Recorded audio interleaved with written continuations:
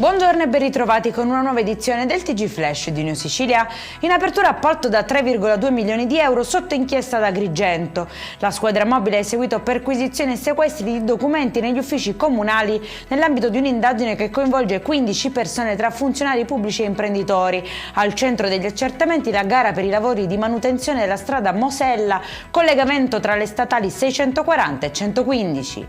Maxi operazione a Gela contro il traffico illecito di rifiuti. 5 persone sono finite ai domiciliari e un'azienda è stata sequestrata. Secondo gli investigatori sarebbero state effettuate oltre 1200 operazioni irregolari di conferimento e interramento di rifiuti per un totale stimato tra 10.000 e 12.000 tonnellate.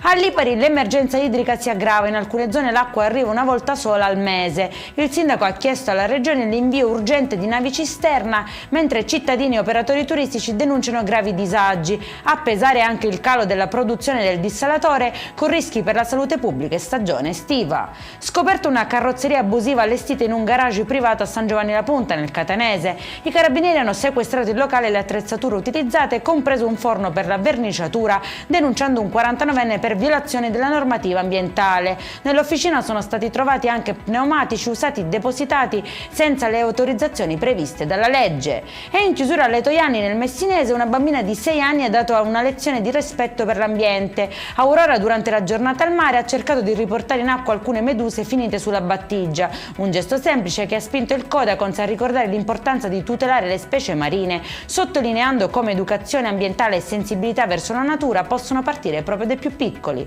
Per questa edizione è tutto, prossimo appuntamento alle 19:30, buona giornata.